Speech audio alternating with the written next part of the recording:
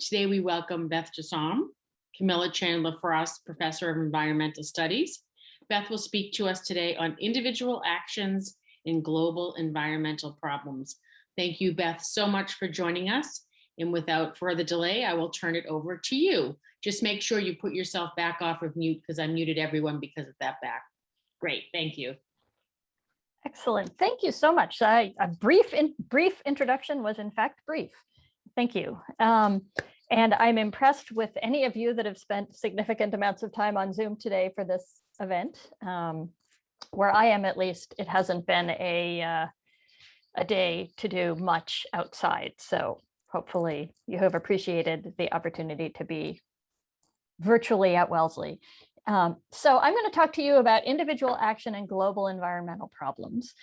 I'm going to start by observing that you are probably concerned about global climate change. You should be. It's a big, scary issue. It's the defining environmental problem of our time. It's also an issue of equity. The people most harmed by global environmental problems are often already the ones disadvantaged on other dimensions. And if you decided to come to a talk on this topic, it might be just because you'll talk, you want to be involved in anything Wellesley related, but it might be because you actually are doing something about your ecological footprint. You might ride your bike instead of driving, or you might eat less meat, or take colder or shorter showers, or air dry your clothes, or consume less stuff. That's great. You should do all those things. It's better for the world that you do all of those things, but it will make almost no noticeable difference to the global climate if you do those things. In the same way that individual behavior will make almost no noticeable difference in any global environmental problem. When the students on campus have been particularly active in trying to figure out ways that the college can take action to address global climate change. And what happens almost inevitably every time they approach the administration to ask about that, or at least at the beginning of this process, luckily the story has changed a little bit now, but what has happened is that the response they receive is generally to ask what they're doing as individuals, what choices they are making on their own to deal with climate change. And that's a misguided answer for reasons I'm going to talk about today. It is probably the case that students who have been active in trying to get the college to address climate change are themselves taking a variety of actions on their own to address climate change. But nevertheless, that sort of framing of responses to global environmental problems as aspects of individual responsibility is a problematic framing, and that's what I want to talk about today, both why that's problematic, but also what the alternatives are, because we really do, in fact, need to do something about global environmental problems. So my primary research and teaching is about global environmental politics. I look at issues of, say, the atmosphere, like ozone depletion or climate change, and also the oceans. So I have big projects on fisheries overharvesting or the environmental and labor effects of shipping. I like to focus on the environmental problems that are big and hard and urgent. I tell my students I like to work on hard things. But I also have a secondary teaching and research area in individual behavior. So why it is that we do the things that we do that have environmental implications. I have my most recent book actually is called Why Good People Do Bad Environmental Things. And the idea of that book is that we all of us, every single one of us in this Zoom event, even those of us that care deeply about the environment, we do things all the time that cause environmental problems. And so we need to understand why that happens in order to change that behavior. So even though your individual behavior or my individual behavior doesn't make a difference in global environmental problems, or even most local ones, everyone's behavior collectively does. So your meat consumption doesn't matter, but everyone's meat consumption does. Your driving to the store doesn't make a difference, but everyone driving to the store or driving anywhere else does make a difference. Your individual energy use doesn't significantly affect climate, but collectively, our energy use does significantly affect climate. So we need to figure out how to put those two things together to figure out what to do about global environmental problems and what the role of individual action in that story is. So my argument, ultimately, this is the punchline, I'll get it to you right at the beginning, and then we'll unpack it and get back to it at the end, is that even if we need individual behavior to change to address global problems, and we do, we need a lot of individual behavior to change, trying to do that by focusing on convincing individual people to change their behavior is the wrong approach. So instead, I want us to look at the systems and the structures that that behavior is embedded in.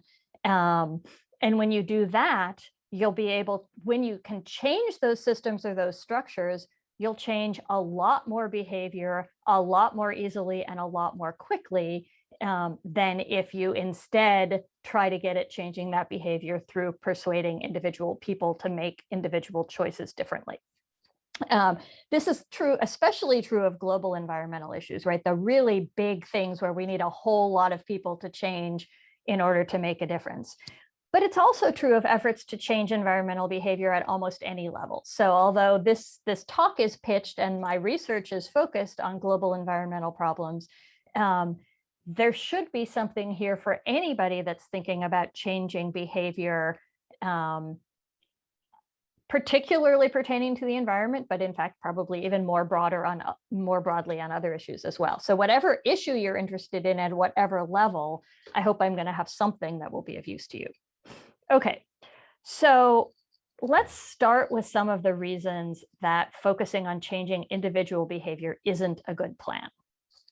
The first thing is that doing the right thing as an individual decision, so my deciding how I commute or how I, what drinking vessel I drink out of, or, a lot of individual decisions, doing the right thing is almost always harder and more expensive than doing the wrong thing environmentally. Sometimes it's not even possible. You simply don't have a realistic choice to choose a better environmental option. And some of that has to do with natural and inherent characteristics of environmental problems. So let me start with a little bit of background. This is your Environmental Social Science 101, or actually, if you were taking this as a course at Wellesley, it would be Environmental Studies 214. So environmental problems are what economists call externalities.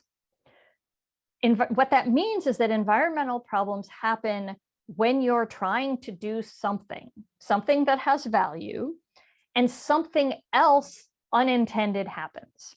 Right. So in fact, economists, when they define externalities, they talk about them as unintended consequences, and they talk about them as unpriced consequences of doing something else. So I like to tell my students that, other than in bad superhero movies, nobody gets up in the morning and says, I want to cause the destruction of this ecosystem, or, I want this species to go extinct, or boy, wouldn't it be a great idea if we could pollute this river? Right? Nobody's intending to cause environmental problems. They're intending to do a whole lot of other things, feed their families, commute to their jobs, have electricity available so that you can have alumni lectures on Zoom and lots of people can come have a Wellesley experience, right? We're all trying to do things that have value.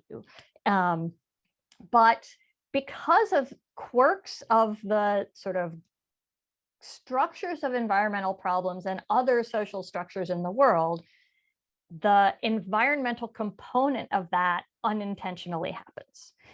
So recently I got my first vaccine dose, and had, in fact, a wonderful doctor was giving me the vaccine, and she had come out of retirement to volunteer to help with vaccines.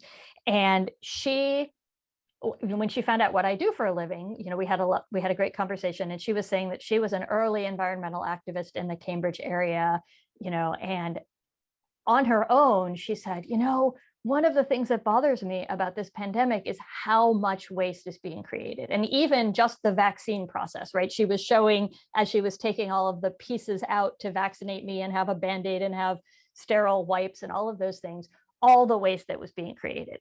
And her perspective on this was, in fact, the right one, which is that's really problematic that there's all this waste being created. But it's the best option we have right now, right? You want the vaccine to be sterile and safe and everything to be clean and it to be the sort of most safe experience that it can be. And so nobody gets up in the morning and says, woohoo, let's create a whole bunch of waste. People got up in the morning and said, let's figure out how we can make sure that this vaccine is sterile and that this whole process is safe. And, we are going to be as careful as we can be, right? So the unintended consequence is that there's a whole lot of waste created. And in fact, that's one of the things we've seen, if you've been paying attention in this pandemic, is how much more disposable stuff, how much more trash is getting created, not because anybody wants to, but because they're trying to do other things in other ways. And those things that we're doing have value. So in the case of the vaccine, it is valuable to keep the process safe and clean. It is valuable to have, support restaurants and be able to get takeout food during the pandemic. It's valuable to be able to get on an airplane when it's safe to do so and go fly to visit your family. It's valuable to be able to commute to your job or wear clothing or even treat yourself to something nice, right? So the underlying thing that we're trying to accomplish has value. The unintended consequence is going to be environmentally harmful. Now, when we say that it's unpriced, what we essentially mean is not that it doesn't have a cost, right? The amount of waste generated by, pandemic safety processes have a cost. They just don't have a cost to the people creating them, right? It doesn't cost me anymore to get a vaccine because of all the waste created. The cost is shared by sort of other people who are ultimately harmed or ecosystems that are harmed. Same thing is true with climate change. I drive a car, I get all the benefits of my driving the car. The environmental downsides of my driving the car are felt over distance and time by lots of other people. And it doesn't cost me any more to drive a car because I'm causing environmental problems. In fact, in a minute, we're going to talk about why it probably costs me less to do these things in a way that cause environmental problems. So that's a sort of starting point, environmental problems as externalities. At the same time, in part because they're externalities, you don't notice or think about the harm that you're doing most of the time. And sometimes that's because your contribution to environmental harm is so tiny that if you didn't do it, you'd miss out on the fun or the value of what you're doing, and the environment wouldn't even notice, right? So if I got in my car to drive to campus today for this talk because it was raining, I got all the benefits of driving and staying dry. And I didn't notice my contribution to climate change in that process. And in fact, if I hadn't gotten in my car to drive to campus, I would have gotten wet. It would have taken me longer to get here. I would have been cranky. I would have had all the costs of doing that. And the global climate system wouldn't have noticed my action. Now, if we all do that, the global climate system will notice, but my action sort of in the moment doesn't have any noticeable effect. And so what we have is what gets called a collective action problem, that in order for change to happen, you need lots and lots of people to change. But if only you change, you miss out on all the benefit of your activity and you don't actually make the environment any better, right? So then you sort of lose doubly, right? If I go through a lot of effort to do the better environmental thing, and most people don't, because most people have many, many priorities and many things they're trying to accomplish, then I get all the downsides of my activity and we don't even protect the resource. Okay, so we need to remember at this stage that the things that we're doing that cause environmental harm have value. So it's not just easy to say, well, don't do that, right? Don't vaccinate people because it causes all sorts of waste. That would be the wrong answer. Don't produce electricity because a lot of the ways that we produce electricity cause environmental harm. That would be the wrong answer. Electricity is very useful. So as a starting point, the things that we're doing have value. They unintentionally cause environmental harm. So what we need to do is figure out how to get a lot of people to be reasonably be in a situation where they can do the things they want or need to do without having it be really hard or expensive to do a better environmental thing, and not worrying that other people aren't also going to do the good environmental thing. Okay, so that's our starting point as environmental problems as externalities. The second stage of why it can be hard to do the right environmental thing individually is that the incentive structures we're operating in are generally problematic. They're wrong, they're backwards for choosing the right environmental thing. Now, some of that comes because of the issue we were just talking about, environmental problems as externalities. If you are in a factory and your factory is producing pollution as part of how it's burning coal or burning natural gas in order to produce the thing that it's producing, you can be pretty certain that the factory has already figured out how to produce as cheaply as possible. And so if it were to change its behavior so that it doesn't produce pollution, it's going to be more costly to do that. And that means that you are going to either make less stuff, or you're going to make less profit in the course of making less stuff. So environmentally, externalities, because you're producing an environmental problem without paying for it, if you were to pay for it, it would cost you more, or pay to prevent it from happening, it would cost you more. So if it's more costly to do the right thing because environmental problems are externalities, that's going to make it less likely at any given time that a person is going to choose to do the right thing. Now, that cost could be in terms of money, but that cost could also be in terms of just difficulty, right? It is cheapest and easiest not to recycle, right? Throw things out rather than clean it, find a recycling bin, wonder whether recycling is actually getting recycled. It's the cheapest and easiest way for me to get to campus by driving rather than find some other way or take longer or get wet. And so for those reasons, in a given moment, a lot of people are going to choose the cheaper or easier way to act. Okay. But the other piece of this is, so part of what I said is the incentive structure is naturally stacked against choosing the right environmental option. But we also socially make decisions that make that situation even worse, that make the incentive, that sort of add to the disincentive to do the right environmental thing. So for instance, for me, parking on campus is free, even though it costs the college some amount of money to provide and maintain parking lots. And it's also an opportunity cost, right? We could do things with those parking lots if they weren't parking lots. I don't have to pay anything to drive to campus.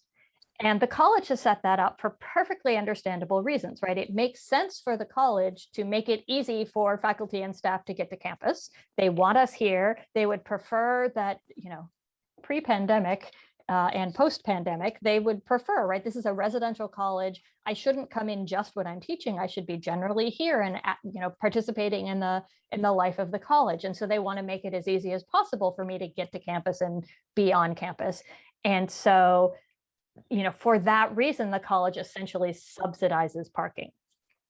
Likewise, countries subsidize electricity use. They make it easier to extract fossil fuels and to transport them because energy and electricity and heat are really important things. And so, there's a history of subsidizing fossil fuel extraction and fossil fuel transportation. We have electricity created through wires that are strung around, the city, the country, in order to make it easier for you to get your electricity, right? You don't have to generate it at your own house. Because of that, at any point in time, it's going to be easier and cheaper in the moment for me to use electricity generated in that way than it is for me to set up some other way to do electricity, even if over time that might be a useful thing to do. So all these things were set up for useful policy goals, right? The college wants to make sure that it's easy and cheap for me to come to campus, but that also means that it's incentivizing me to get to campus by driving. Whereas, we have a bus system that runs to and from Cambridge, but I have to pay to use it. So the better environmental activity costs money, the worse environmental activity doesn't cost money. So on top of the already existing incentive structure, we've added additional incentive structures. So all of that's to say, if you're making an individual choice to do the better environmental thing, you are probably doing something that is harder for you and more expensive for you than not doing the right environmental thing. Now that's even if that's an option, right? We are operating under much bigger structures where that you can't control. Public transportation, for instance, in the western suburbs of Boston is not what it could be. And there are lots of people for whom it's just not even realistic to take public transportation to work, even if it weren't particularly costly. You may not be able to buy sustainably harvested seafood if sustainably harvested seafood is not available near you. So even apart from the incentive structures, you may have other structural barriers. But all of that means that doing the right environmental thing as an individual choice is exhausting. It's hard. It's a decision you have to make, and you have to keep making the decision to do the harder or the more expensive thing. And more importantly, doing it because it's the right thing is particularly exhausting. So there's a couple elements I want to talk about this. So this is sort of the second big conceptual piece I want to make. The first thing is that guilt is a terrible way to try to get people to change their behavior. Confirmation bias is big. We pay attention to what we want to hear. Every time somebody tells me that chocolate is good for me, I listen, or wine, I listen. And every time somebody tells me that chocolate is bad for me or wine isn't, I go back to that other study that said that chocolate and wine were good for me. We don't pay attention to things that don't tell us what we want to hear. But we also, in general, don't like being told that what we're doing is not the right thing to do. There was a great study. I think I mentioned the concept of ecological footprint at the beginning of this talk. And the idea of an ecological footprint is that each of us, by all the things that we do, has some sort of effect on the environment. And you can sort of calculate that, and imperfectly, but there's all sorts of databases you can use to sort of calculate, what is your impact versus what is somebody else's impact on the environment. And there was a great study that had people come in and do a bunch of ecological footprint analysis, and then told them what their environmental effect was and how good or how bad it was, and then gave them opportunities to engage in, sort of make better environmental choices. Now, a lot of these studies involve lying to people, which is questionable. But in this case, they essentially randomized what your score was. So your score didn't really have anything to do with how actually ecologically good or bad you were. And when people were given a bad score, when they were told that they had a bad impact on the environment, the really super committed environmentalists whose whole identity was that they were environmentalists, they agreed to take some steps to improve a little bit, right? The ones who were the most committed. But for most people, when you were given a score that said you are doing environmentally damaging behavior, that actually made them more likely to behave badly in the future rather than less likely. So being told that we're doing something wrong is an ineffective way to try to get us to do something right. So that's sort of step number one. Step number two is there's this phenomenon called moral exhaustion or moral licensing, which is the idea that the more we try to be good, the more we're likely to let ourselves be bad. And the idea is that doing things, sort of making an effort, a conscious effort to do the right thing, because it's the right thing, backfires. So if you've been trying really hard to eat less sugar and you've been really good about eating less sugar, you may reward yourself with a piece of cake, which is, lovely. I adore cake. Cake is good. But if I've been trying to eat less cake, at some point I say, okay, I've been good, therefore I'm going to let myself be bad. And there's a couple of logics for why this happens. The first one is the idea that willpower is a depletable good, or another way to think about this is that self-control is a form of work, so that it takes effort. And, for reasons we talked about already, if it's harder to do the right environmental thing, it actually takes effort to do the thing. It takes effort to, have the sort of mental fortitude to say, okay, I'm going to do this thing that is the right thing to do. And there's only so many things you can keep track of and worry about and pay attention to at any given time before you just get completely exhausted. In fact, just in my own life, I've figured out that there's like I can accomplish 3 things a day that aren't sort of in my standard routine, right? If I have some goals for the day, I can usually make it to 3, but beyond 3, at that point, I just get overwhelmed and lose track and don't keep doing them consistently. So issue number 1, willpower may be depletable, or self-control is a form of work. Relatedly, though, we're also in this constant balancing act. We want to be good, but we have whole bunches of other things that we care about in the world. And doing good allows you to sort of balance that. When you feel like you've been good enough, you can relax and stop trying to make yourself work so hard to be good. Or give yourself a reward because you've been good. So one of my favorite academic studies took advantage of the rebate that a lot of stores give you if you bring in reusable grocery bags. And so they looked at, they analyzed a year of grocery receipts to see, which people had brought in reusable bags and gotten that rebate and which ones hadn't. And then they analyzed what they bought.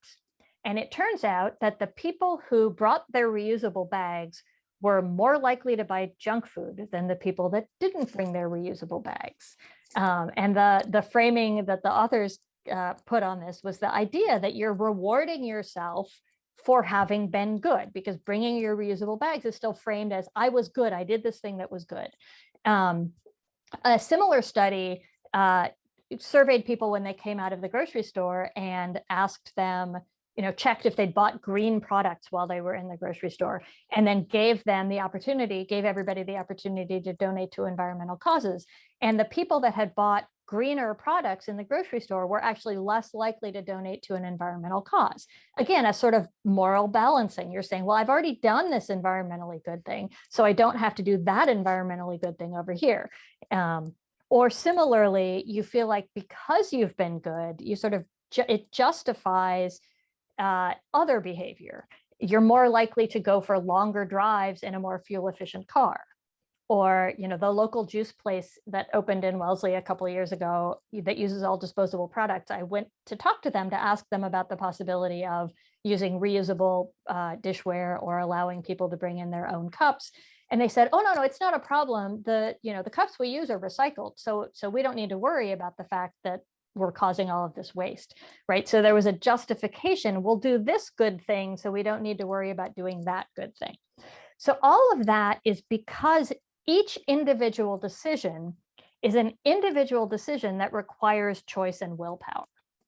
So that's one of the big downsides of focusing on changing behavior by focusing on asking individual people to do things individually. The bigger issue, and I guess my third point, is that the real problem with focusing on individual behavior is that so many people need to change so much behavior so quickly for us to make a difference environmentally that individually convincing people isn't fast enough and isn't effective enough to deal with this.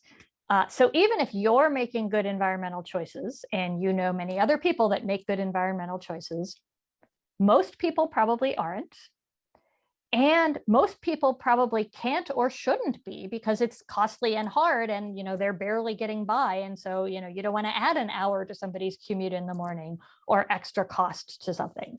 And moreover, even if you're doing good thing X, Y, and Z to be good about the environment, and I am, by the way, I did not actually drive to work today, to the office. I walked to work even though it was raining, because that's the sort of thing I do, and have my reusable cup, and I do things A, B, and C to be good about the environment, but I probably am also doing things D, E, F, G, H, I, J that have problematic implications. There are so many things that each of us do in a given day that have environmental implications, that there's no possible way that sort of focusing on each iteration of each thing that we do and trying to make a better choice is even plausible. I once tried to count how many things I did in a day that had environmental implications, and I got to 100 before lunchtime, right? As you're thinking about, where did my toothpaste come from, and how did my toothbrush get made, and what's going on with the water in my shower, and my pajamas, what are they made of, and my breakfast, how was the stuff grown that's in my bread, right? Each of those things has environmental implications. And so it's implausible to think about tackling them by me making different individual decisions about what to do about it. Okay, so where does that leave us? What are the alternatives? My argument here is that it's all about setting up systems and structures so that individuals act in ways that are better for the environment without them being lots of individual decisions. So setting up these systems so that it makes sense, it doesn't use up our emotional reserves or wear us out, and it doesn't turn us away from even trying to address environmental problems. Okay, so what do we do? How do we do this? As I said, it's all about setting up systems and structures at any level. So when I talk about systems and structures, we can talk about sort of national level laws, but we can also talk about, what happens in your apartment building or on your college campus, or in your town. So there are systems and structures that get created at any level. Okay, so thing number one you want to do is incentivize the better choice. Anytime you can make the thing that you want people to do either cheaper or easier, or even better yet, the only option, but we'll talk about that in a minute, that's going to help, right? So giving people discounts for reusable bags or reusable mugs, right? It gives you a reason. Make the public transportation cheap and the parking expensive. Even incentives can be positive or negative. So economists think that they're the same thing, but psychologists know that they're not. So one of the interesting studies is that when you have a rebate for bringing your own bags, some people use that, but when you switch to, instead of having a rebate, you charge the same amount of money, you charge 5 cents for every bag that people use, many, many more people bring reusable bags. So we tend to prefer positive incentives, but we tend to respond better to negative incentives. So in fact, the Krispy Kreme donuts for people who have been vaccinated in the United States, I actually know someone for whom that was a sufficient incentive to tip him over the edge to get vaccinated. So, setting up incentive structures to make it make sense for you to make the environmental choice. But that also means making things easier is a form of incentive. So giving people better parking spaces if they have a low emissions car, or making sure that there's always a recycling bin alongside a trash bin, so that if you want to recycle, it's just as easy to do it as throwing something in the trash. You can, even better is changing structures so that we make environmental behavior easy or not noticeable. When I was over winter break in Pendleton East, which is the building my office is in right now, all the lights were changed out so that they're now all on sensors. And probably that was put in place for COVID reasons. We wanted to have people sort of not touching light switches, but it's also fantastic for energy use, because if you don't have to tell people to turn lights off, the lights turn off themselves. And so suddenly everyone in Pendleton is using less electricity without ever making an individual decision to do it. Because it does itself. Right now, that's not easy. It's not hard. I don't need to focus on environmental behavior of turning off lights. It just happens. Or grocery stores, rather than offering you the choice of sustainably certified meat or seafood, right, which is an option and could happen. Some grocery stores have said, we're only going to stock sustainably harvested seafood, in which case the people who would have prioritized it come into the grocery store and that's what they buy, but they would have chosen that anyway. But the rest of us who come into the grocery store, that's just what's available. So you're trying to decide, do I want that fish or this fish for dinner, which is going to go better on the grill? The choice has already been made for you that it's going to be sustainably harvested. One of the ways that you do this also is you can change defaults. So a default is what happens if you don't make a decision. It's the decision that gets made for you.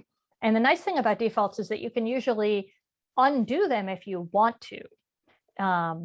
But if you don't make a decision, and most people don't, because again, most people are cognitively overloaded. They have too many things to pay attention to. So they just take whatever the default is. If that happens, you'll have the better environmental choice. So one really great example of how a default works is organ donation. On your driver's license, if in the United States, at least, you get to choose, are you going to be an organ donor? If you no longer need your organs, can they go to someone else who needs them? So in Germany, there's an opt-out system, which is what we have, or sorry, an opt-in system, which is what we have in the United States, where you can decide, oh yes, I'm willing to be an organ donor. In Germany, at the time the study I've read was done, 12% of people opted to be organ donors. And that's actually a fairly standard number in countries that have opt-in systems. Austria, right next door, has an opt-out system, which is everyone is assumed to be an organ donor, but you can decide not to be if you would prefer not to be. 99% of people in Austria are organ donors. So again, you preserve your choice, but if you don't make a decision, you get the more socially beneficial option. That's started happening in this area for green energy.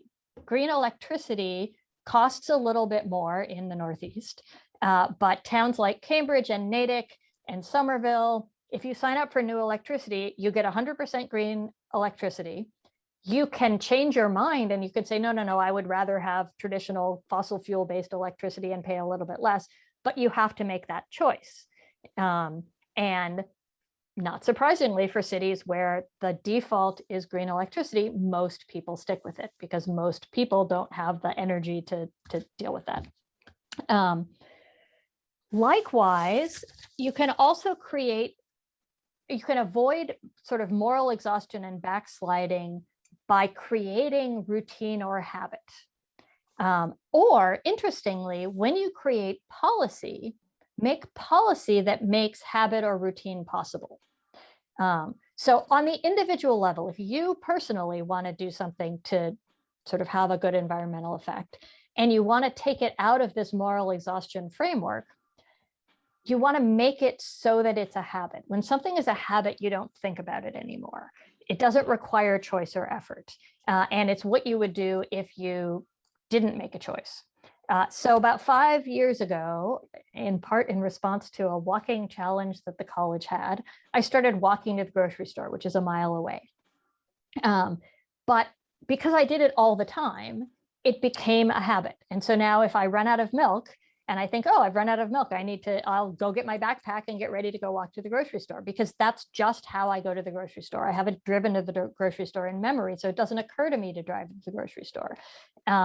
Likewise, rather than trying hard to eat less meat for whatever reason, for health reasons, for environmental reasons, you're going to be a lot more effective if you make that into a categorical decision. Either, become vegetarian altogether, or my spouse eats meat, but only out of the house. We don't eat meat in the house. So, if he's out at a restaurant, he might eat meat, but it's just not something that ever happens in the house. Or you don't eat it except at dinner, right? So if you set up a sort of categorical thing that it becomes a routine, that it's not something you say, oh, it's lunch, should I be eating a hamburger? Well, let me see, right? Then it becomes, then you put it in the realm of decision making. But interestingly, you also need to think about setting up systems so that they can become habits. So it's going to be a lot easier to take the bus if the bus always comes at the same time. Right. So if you're setting up a new bus route, which was the town of Wellesley set up a new bus route recently, probably 5 years ago. Little teeny bus route doesn't go very far, but nevertheless, you're going to do a lot better with a bus that comes at 10, to this stop at 10 minutes after the hour every hour, because then people always know, oh, at 10 minutes after the hour, I'm going to find a bus. And that's going to be a much more effective bus route than one that comes at 10 minutes after the hour at 9, but then it comes at 10:30, and then it comes at 11:45, and you have to sort of keep it in your head what's going on. My best example of a really terrible system on this front was the town of Watertown, one town over, two towns over from Wellesley, for a while had a yard waste pickup system that, first off, they only told you about via like big signs in the middle of traffic circles. So like you couldn't even find this information on the web. But it was like January 2nd was a yard waste pickup day, and February 17th and March 27th. And then there was something in April, and then they skipped some of the ones in July. And then so they had, different days of the week, different times of the month. And you had to, and there was probably somebody thought long and hard. They said, okay, so we want to have one at a time when people are going to be putting out their Christmas trees. And then let's maybe have one that's a little bit after Valentine's Day when they're putting out their flowers, right? So somebody thought about it. But what actually happens is nobody's going to remember those dates. And what happens when you don't remember those dates is, if you miss the February one and there's not one for another 6 weeks, you're not going to hold on to your dead flowers for 6 weeks. You're going to just throw them in the trash. And so whenever you're setting up a system, make it a system that's going to be able to become a routine for people, right? The first trash pickup day of the month is always the day when the yard waste gets picked up, right? And then people can stick that in their mind, and they don't have to waste their time and energy focusing on it. So there's so much more I could say about all of these things, and I'm happy to do that in questions. But the big picture argument that I'm going to be making is that at whatever level you do it, whether it's at a very local, sort of an individual, you're making your own decisions, or in your community, or in a city or a state or a country, you want to get the incentives right so that it's easier or cheaper for people to make the better environmental decision rather than harder or more expensive. You want to change systems and structures so that making the right environmental decision makes sense. Take the decision out of it wherever you can. Create routines, create defaults, create social norms, which I can talk about later if people want to. When creating a policy, make it possible for people to engage with it in a way that it becomes routine. And interestingly, doing a good environmental thing makes you, we like to think about sort of, I want to do the right environmental thing, and therefore I behave this way, right? So we start with attitudes and then we get to behavior. But it is just as likely that your behavior affects your attitudes. I regularly recycle, and so now I think of myself as somebody who regularly recycles. So I don't really care why the person is recycling. You're recycling because you get charged for your trash, but your recycling is free. Great. That's a perfectly lovely reason, because all I care about is that you recycle or that you use less waste. I don't care why you're doing it. And so we should save the moral arguments about environmental issues for how or why to create these policies or these structures or these incentives, rather than haranguing individual people to make specific individual choices to do the right thing. I will stop there, and I'm happy to take questions.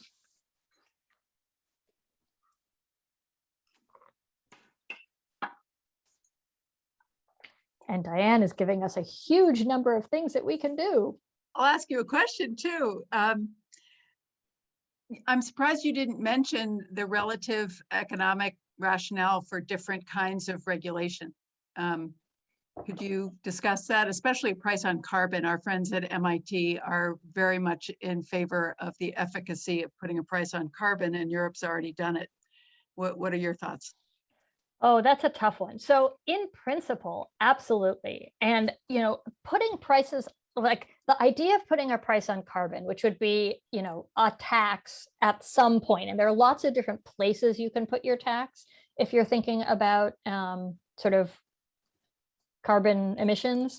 The idea about so what's good about that is that, again, it takes the decision out of individual hands. So I am going to use non-carbon based electricity or non-carbon producing electricity because it costs more now, or because it costs less because the ones made in ways that produce greenhouse gases are now going to cost more. Or, it gives you an incentive to use agriculture to buy food that is less greenhouse gas intensive in production, because you don't have to think about it. The price sort of gets attached to the different behaviors. So I will choose food in the grocery store without thinking about its greenhouse gas effect, because I'll choose the thing that costs less. And the reason it costs less is it's somewhere along the system, it's been priced in via a carbon tax. So in principle, that is absolutely the way we should go. In practice, in the United States in particular, it is hellishly hard to pass carbon taxes. It's hellishly hard to pass any sort of tax. And it's not to say that it may still be worth trying in certain contexts, but right now, I think the odds of that happening at the national level are virtually zero in the foreseeable future. And so I'm a little bit torn on that, because in principle, that's absolutely the way we should be doing things.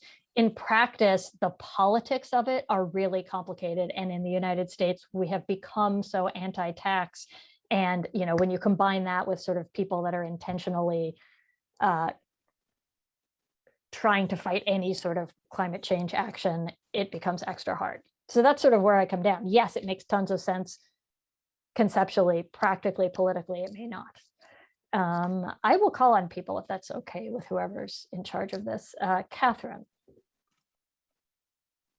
Hi, Wellesley graduate 2013. Woo! Any other 13 here, but yeah, thanks for sharing just like kind of the emphasis on structural change, because I feel like often we hear it's like only the individual, and it's like it's your fault that we have climate change and global warming. But I'm curious, I like the concept of not having to make a choice because it's the only option, or it's like it's already been made. And I wonder, can we apply that to corporations? Like if Coca-Cola, they were only allowed to sell their drinks in non-plastic containers, then we wouldn't even have to have consumers make the choice and think, I'm not going to buy plastic, because the company already has made the choice to not use plastic in their production. And I just wonder, like, how can we incentivize companies to do this rather than kind of try to put the onus on people? Because honestly, the impact of making corporations make the right choice is going to make like change in terms of reducing the effects of climate change. Like it would be way faster if Coca-Cola decided to not use plastic in any of their bottles or any of their products like this year than it would for us people, just regular people, deciding I'm not going to buy plastic. Yes, that is 100% the point that I'm making. And in fact, that's when I say systems and structures, those, the systems that corporations are acting within are some of the most important systems. So I don't have to decide, in what beverage container would be the most useful beverage container for me to buy this in, because the only option is going to be a better environmental one. So, but the way to do that is not to like, you're incentivizing the businesses isn't going to make that happen. Regulating the businesses is going to make that happen. And so again, where I want us to spend our emotional and physical energy is in making those changes, right? Rather than convincing, person A to make a better beverage bottle choice, you want to do what you can. And I see somebody talking about shareholder actions on corporate supply chains, and there's some success on that. And I actually have a big project that intersects with sort of supply chains and how corporate decisions accomplish things through their supply chains. And so there are some options for doing that there. But at the same time, it's going to be even more effective if you pass a national or a state rule that says, you will only buy, you may only produce in X bottles. But also, for instance, but Wellesley College has not been willing to do this, but other colleges have been willing to say things like, we will not have single-use water bottles on campus, right? And that may not change the existence of them out in the world, but it will change the consumption of people on campus. Or we will not allow you to use college money to pay for single-use water purchases on campus. So even if you can't get to the point where you can stop that from happening, nationally, you can still look at whatever realm you can make a difference in and try to work on it in that context. Tilly Jo.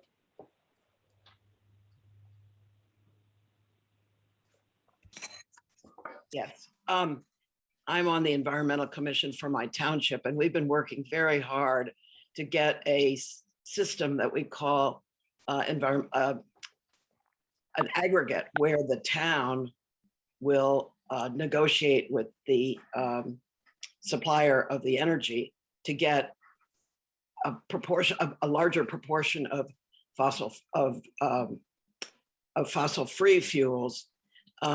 And we've got it all set up so that the person in the town can opt out if they don't want it. And we are getting huge resistance. And it's a political thing.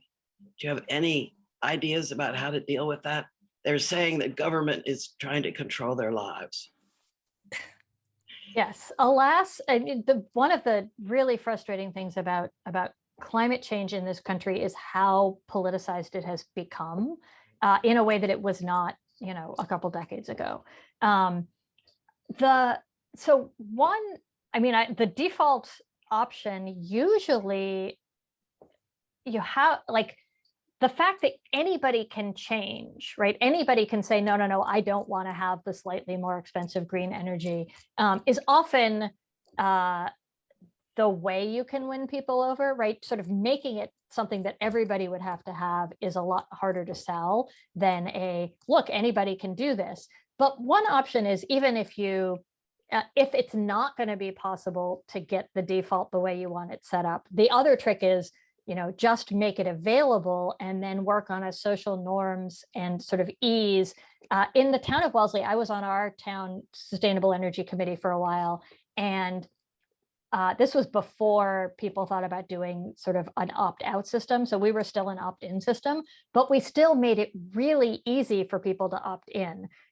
We would physically go to places where people were with sign-up forms so that you'd think it's easy. You send the information with your electricity bill, but I hadn't done it, and I teach this for a living, right? So, but if you're at a town event and somebody comes up to you with a clipboard and says, right now in 30 seconds, I can sign you up for 100% renewable electricity, chances are the person will say yes. So if you can't get an opt-out system, get an opt-in system, and then just make it as easy as possible. Put it in front of people.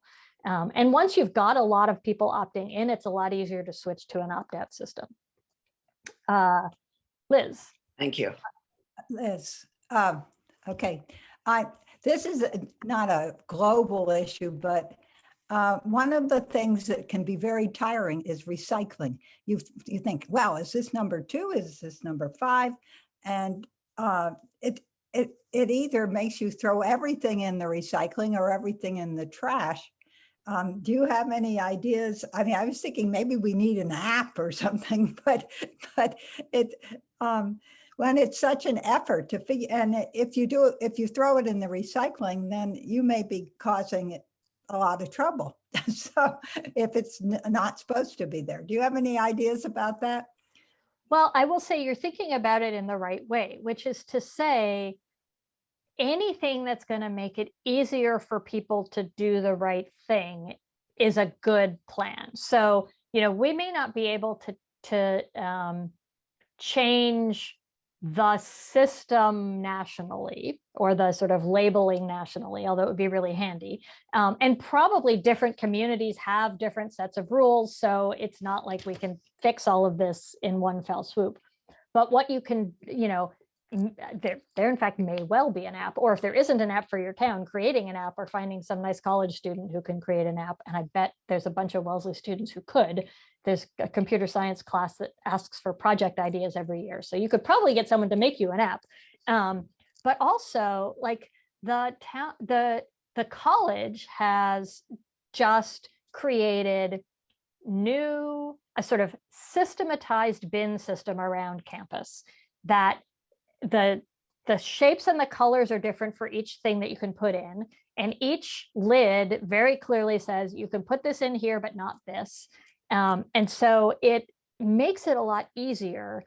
So anywhere you can, like, if you have a recycling center, or if you give everybody a laminated piece of equipment, I mean, what I would do also is work with whatever your town's system is to say, maybe if we recycled fewer things but made them really clear, it would be overall better, because we would have really good compliance and really high quality recycling that can actually be used. So it's, again, think about the systems. Any place you can intervene in the system to make it easier for people is going to be a benefit. Well, I guess the trash can, if you could make a trash can with all the information right there on the top, not trash, but a recycling thing. Yes. So you could just consult it right yes, there. and that's what we have on campus now, and it's really helpful. Okay, Mariette. We were talking about carbon taxes before, and I'll just mention Canada does have a carbon tax. If people in the US didn't know, it is political. The different major political parties line up and let you know what their position is. And it's hotly debated. But the point or the question I wanted to raise is I saw somewhere that like cigarettes, the alternative is to also publish on products the carbon impact of a product in order to inform people and let them make their choices. This would take regulation, sort of probably like telling you how much salt is in your food. What do you think of that idea? Do you think it would indeed have an impact on people's behavior? Nope, that's a great question. And I would strongly oppose that approach for a couple of reasons. First off, when you look at cigarettes, and cigarette smoking is a tough one because people actually get addicted to cigarette smoking. So it's it is a more difficult problem to solve than other kinds of behavioral things. The two things that have made the biggest difference in cigarette smoking are the increasingly enormous tax, right? It has become very, very expensive to smoke. So it's not just a little expensive, it's a lot expensive to smoke.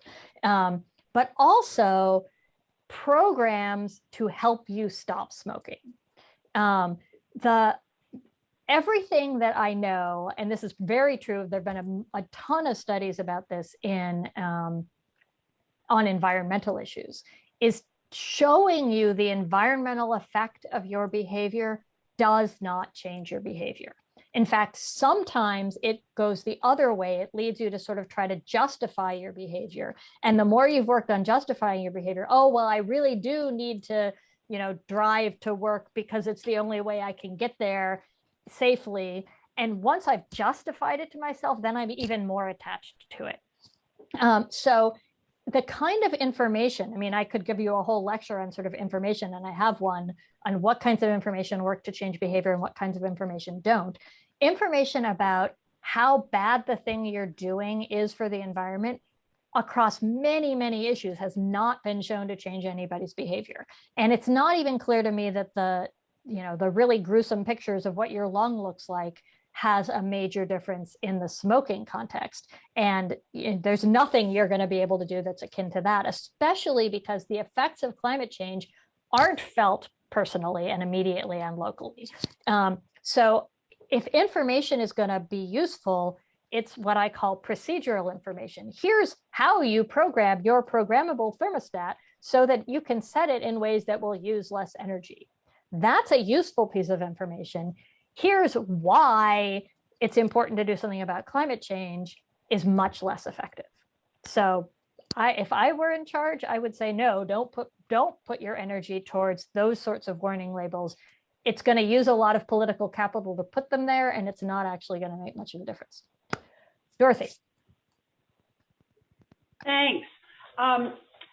My question has to do with how we build the political will to make the kinds of systemic changes that you're talking about. And it has occurred to me that some of those individual things like tracking our eco footprints and eating differently and doing things individually, you can almost see them as spiritual disciplines leading to a different mindset, which is what we all need for the sake of political will. Not to do them because the behavior itself changes anything, but because our minds are changing as we think about such things in the very intimate context of daily life. And especially if we're doing that together with our friends, our families, our congregations, and so on. So that might be a different argument for individual carefulness, not for behavior, but for political will. What do you think? That is a really smart take on things, and it's something that I'm wrestling with, because I think there's something important there, right? So on the one hand, I like to say I don't care why you're doing the right environmental thing. I care that you are doing the right environmental thing, and I think that's true. And I think that's true for most people. I know someone who is very wealthy and very right wing and does not care about the environment, but got a very green vehicle because of the economic incentives to do it, right? And in that case, great. You can not care about the environment, but if you're doing a good environmental thing, I'm happy. But I do think that you need a committed group of people to be pushing the sort of moral argument about why we need to be doing something environmentally. But I think the key there both is that it doesn't have to be everybody, right? And so the trick to changing behavior is not to get lots and lots of people to feel that sort of need. But also, you put it nicely by talking about the community, right? There's a social element to it. And I think having a sort of social norm about this is how we in our community behave, this is what we in our community to believe, is the way to think about doing it. And then, at the same time, that's not you alone. It's not, I am making this particular decision in this moment. It's we as a group are doing this. And we're doing this in the context of making the broader sort of argument politically. So I think tying those together is important. And I'm still trying to work out for myself, how do you keep the committed environmentalists focused on the environmental reasons that you're doing this, but at the same time, let most of the rest of us not pay any attention to it at all. I actually think we need most of the rest of us not to pay any attention to it at all and go about our lives, but we do need committed people to really care. One thing I will say though, like I told you, I walked to the grocery store. It turns out I found a really nice trail to walk to the grocery store. I take my dog with me. So part of it is we also want to find joy in doing the environmental thing, right? I put my tea in one of these, not because it's the eco-friendly thing to do, but because it keeps my tea really hot and I like really hot tea. So at the same time that we're sort of having the social element, we also want to celebrate the what's actually good about and enjoyable and beneficial about doing the right environmental thing. And therefore we can convince other people to put their tea in these mugs because it'll keep it really hot and they'll be really happy and they'll have a nice walk to the grocery store if they're able to, or, you know, a nice disabled friendly path that people, however they're transiting to the grocery store, can get there, right? So I think we need to be keeping all of those things in mind. And this is probably a good note to end on. So I think we should take Dorothy's points seriously, that we as a community need to be doing these things in community rather than doing them individually. And at the same time, working to sort of make those structures different for the other people who may not be focused or need to be focused on making these decisions intentionally. Okay, I'm gonna head now. Thank you so much, everybody. It was wonderful to see so many people here. And I hope I will see you in person on campus at an alumni event at some point in time soon.